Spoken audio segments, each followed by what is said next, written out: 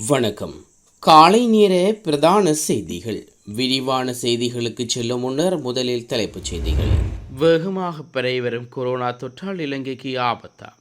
பேராசிரியர் வெளியிட்டுள்ள அதிர்ச்சி தகவல். துப்பாக்கிச்சூட்டு சம்பவங்கள் தொடர்பில் விசேட ஆய்வு. யாழ்ப்பாணம் தெல்லிப்பளை போலீஸ் பிரிவுக்குட்பட்ட இளவாலை சந்தைக்கு அருகாமையில் யுவதி ஒருவர் கடத்தப்பட்டுள்ளார். நீதிமன்றத்தில் முன்னிலையான இலங்கை கிரிக்கெட் வீரர்கள். மின்னல் தாக்கம் தொடர்பில் எச்சரிக்கை, வளிமண்டல திணைக்களம் தெரிவிப்பு.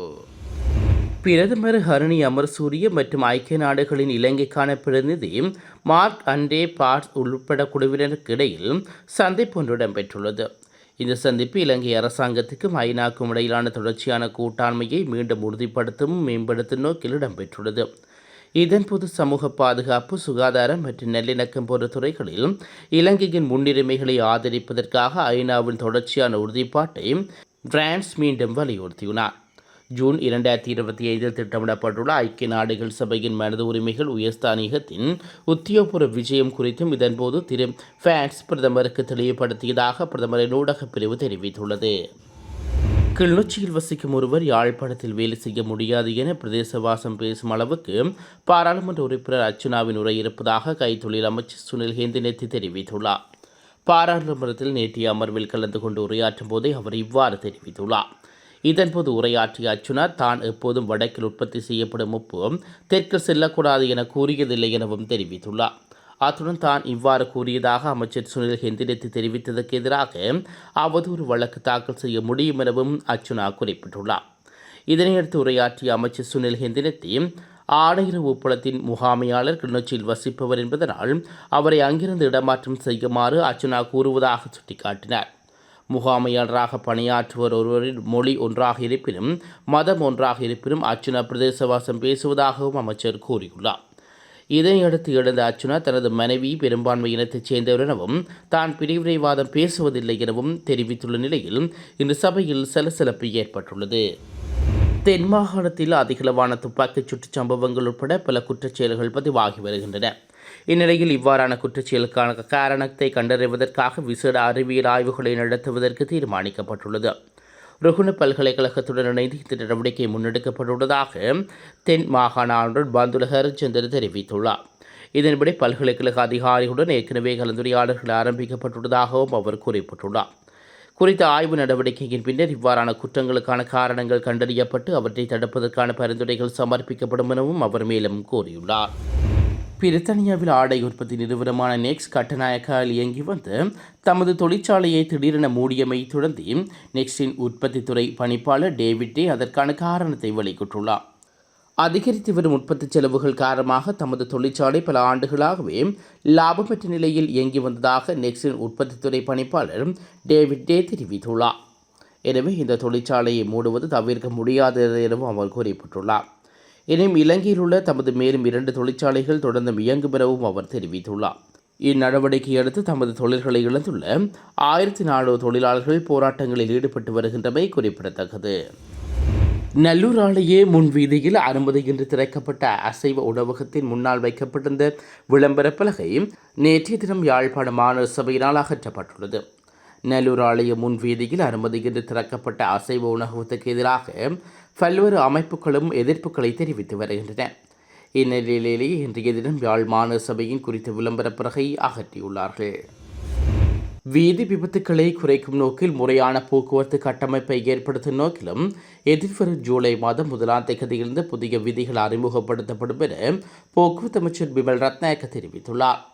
கொழும்பில் இடம்பெற்ற ஊடக சந்திப்பில் அவர் தெரிவிக்கையில் பஸ்களில் பொருத்தப்பட்டுள்ள மேலதிக உறுதிப்பாகங்களை அகற்றும் பணிகள் மீண்டும் ஆரம்பிக்கப்படும் எனவும் குறிப்பிட்டுள்ளார்.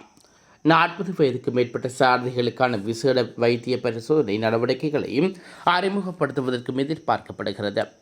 அத்துடன் மத போதையில் வாகனங்கள் செலுத்துபவர்களை அடையாளம் காண்பதற்காக விசேட உபகரணங்களை பயன்படுத்தி சோதனை நடவடிக்கைகளை மேற்கொள்வதற்கு தீர்மானிக்கப்பட்டுள்ளது. அதே நேரம் வீதிகளில் காணப்படும் சகல வீதி சமிக்ஞை விளக்குகளிலும் நிறமானியை பொருத்துவதற்கு எதிர்பார்க்கப்படுகிறது. எதிர்வரும் செப்டம்பர் மாதத்துக்கு பின்னர் அதிவேக நெடுஞ்சாலைகளில் பயணிக்கும் வாகனங்களின் பின்பகுதியும் ஆசனங்களில் அமர்ந்து செல்பவருக்கு ஆசன பட்டியல் கட்டாயமாக்குவதற்கும் தீர்மானிக்கப்பட்டுள்ளது. அத்துடன் எதிர்வரும் 12 மாதங்களில் இலத்திரியல் வாகன சாதனை அனுமதி பத்திரத்தை வழங்குவதற்கு எதிர்பார்க்கப்படுவதாக போக்குவரத்து அமைச்சர் மேலும் தெரிவித்துள்ளார்.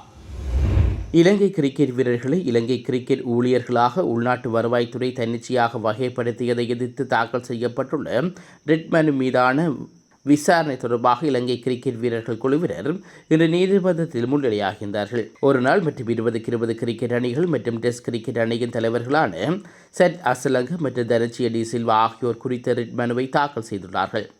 இந்நிலையில் உள்நாட்டு வருவாய்த்துறையின் முடிவை ரத்து செய்ய அறிவிப்பு கோரியும் முடிவை இடைநிறுத்த இடைக்கால உத்தரவை பிறப்பிக்குமாறு மனுதாரர்கள் ரிட் மனுவை தாக்கல் செய்துள்ளார்கள். வாரிது கசரங்க, அஞ்சலோ மத்தியூஸ், மஹி தீக்ஷண, பத்தும் நிஷங்க மற்றும் குசல் மெண்டிஸ் உட்பட 38 தேசிய கிரிக்கெட் வீரர்கள் கையெழுத்திட்ட ஒரு கடிதம் மார்ச் மாதம் மேல்முறையீட்டு நீதிமன்றத்தில் சமர்ப்பிக்கப்பட்டது. அந்த வகையில் மனுதாரர்கள் சார்பாக இலங்கை கிரிக்கெட் வீரர்கள் வரலாற்று ரீதியாக சுயாதீன சேவைகள் வழங்குநர்களாக நடத்தப்பட்டு வருவதாகவும் உண்மையில் அவர்கள் ஊழியர்களாக கருதப்பட முடியாது எனவும் தெரிவிக்கப்பட்டுள்ளது. அத்துடன் இலங்கை கிரிக்கெட் நிறுவனத்துக்கும் வீரர்களுக்கும் இடையிலான ஒப்பந்தங்கள் ஏற்றுக்கொள்ளப்பட்ட முதல் நிகழ்விலிருந்து தேசிய கிரிக்கெட் வீரர்கள் கட்சிகளுக்கு இடையில் சுயாதீன சேவை வழங்குநர்களாக கருதப்பட்டுள்ளார்கள் எனவும் மனுதாரர்கள் தரப்பில் தெரிவிக்கப்படுகிறது.